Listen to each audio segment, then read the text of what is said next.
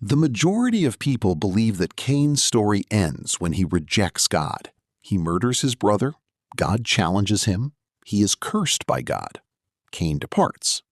End of the narrative. However, it doesn't stop there. That's where it starts. Because something peculiar occurred after Cain left Eden, journeyed east into the land of Nod, and vanished from the Lord's presence. He did not merely endure. He constructed. He got married. He was a parent. Music was created by his descendants. They forged iron and bronze. They kept animals. They built the first city mentioned in the Bible. The father of civilization was the first murderer in human history. And very few people discuss it. Prior to delving deeply into Cain's construction and its significance, it is important to comprehend its place in the timeline of the Bible.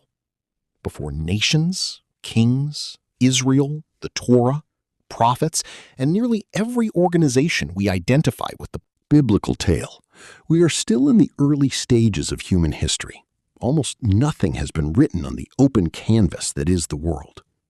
This implies that Cain's lineage is more than just familial history. It is the first account of how human civilization emerges after Eden in the Bible. The patterns that develop here are transient. They recur in each of the subsequent chapters. However, the majority of readers end at Abel's murder. Others been sidetracked by inquiries regarding Cain's wife's origins. However, Genesis makes one of its most important statements in the portion that most people ignore, the quiet lines at the end of Genesis 4. Because one of the most disturbing and illuminating scenes in the entire Bible, a narrative that begins with the first act of violence and concludes with the complete corruption of the earth, is concealed in that text. A society that is decaying from the inside out, despite having a gorgeous exterior. A family tree that generates engineers, inventors, and artists, in addition to the man who would take Cain's wickedness and magnify it beyond recognition. What transpired following Cain's departure from Eden is a warning, a mirror, and a footnote. You'll see why God sent the flood by the time we get to the end of his line. First, let's discuss where Cain went. Genesis 4:16. After that, Cain left the Lord's presence and made his home in the land of Nod, which is east of Eden. Most readers ignore the complexities that are present in that one verse. The Hebrew root word nod, which meaning to wander, drift, or be a fugitive, is where the term nod originates. Cain didn't choose a nice-sounding location. He made his home in a place known as roaming. He was cursed by God to be a restless nomad on the planet. And his curse is called after the same place he chose to reside. That has a bittersweet poetry to it. The man who refused to be a nomad relocated to an area where wandering was the norm. He attempted to make his home on the soil of his own punishment. This is the section that poses the first major query, though. God predicted that Cain would be a nomad and a fugitive. According to Cain, the penalty was excessive.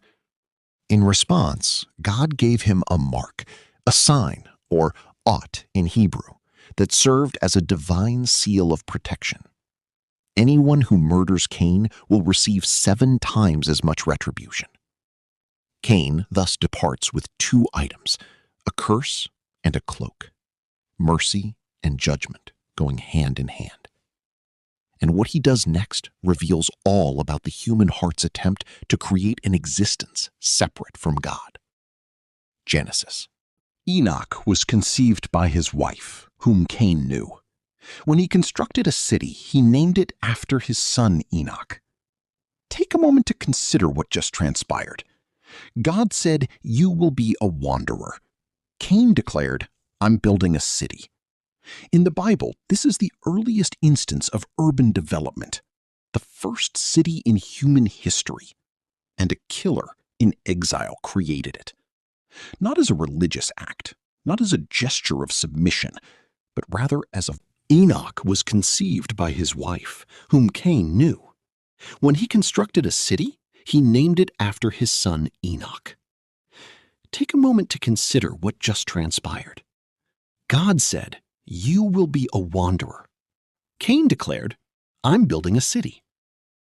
In the Bible, this is the earliest instance of urban development, the first city in human history, and a killer in exile created it. Not as a religious act, not as a gesture of submission, but rather as a rebellion.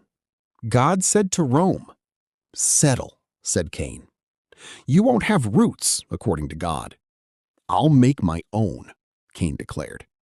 Additionally, he gave the city the name Enoch, which means dedicated or initiated in Hebrew, in honor of his son. Cain wanted to leave a lasting legacy and establish a name that would outlive him. He was unable to have God's presence. He thus constructed a monument to himself.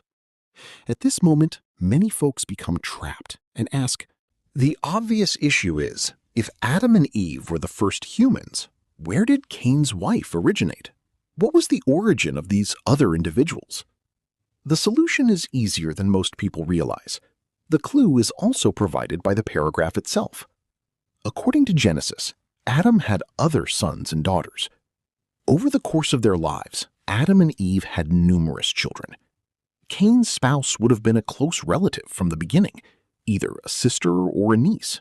Human generations. This was the only way the human species could survive in a world where there was no genetic accumulation of mutations and no legislation prohibiting such couplings.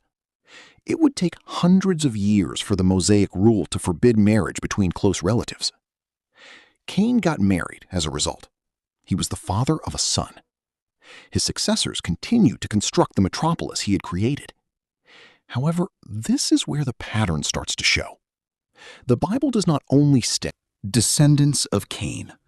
It provides an unusually detailed list of them, and each one enhances the image in some way. Enoch was the father. Lamech's father was Mehujael, Meujael, Methusael, Methushael. Since Lamech is where the line of Cain gets its fullness, fulfillment, and most horrifying expression, these names flow through the book almost like a drum roll building towards something, and that something is Lamech. However, observe something about the genealogy itself before we reach Lamech. From Adam to Cain to Lamech, there are 7 generations. 7. The Bible uses the number 7 to symbolize completion, the conclusion of a cycle. With Lamech, and the final form of the trajectory that started with Cain's jealousy and Abel's blood. And take note of what is absent. In this lineage, not a single individual calls on the name of the Lord. Nobody constructs an altar. Nobody provides a sacrifice. Nobody walks alongside God. The entire civilization that emerges from Cain's city is highly intelligent, inventive, culturally diverse, and devoid of all gods. And that's where things start to change. Ada and Zillah were Lamech's 2 wives. This is the Bible's earliest mention of polygamy. Begins here in Cain's line, not among those who prayed to God. Each of the 3 sons and a daughter born to these 2 spouses, in the family that turned away from God's presence, stands for a pillar of humanity. Civilization. The people who keep livestock and live in tents are descended from Jabal, Ada's son. He is credited with creating the pastoral economy and nomadic herding. He made animal husbandry more organized. He made survival a business. The father of all those who play the pipe and lie is his brother Jubilus, the earliest instruments, melodies, music, and artistic expression. Then Vulcan, the forger of all bronze and iron instruments, arrived from Zillah.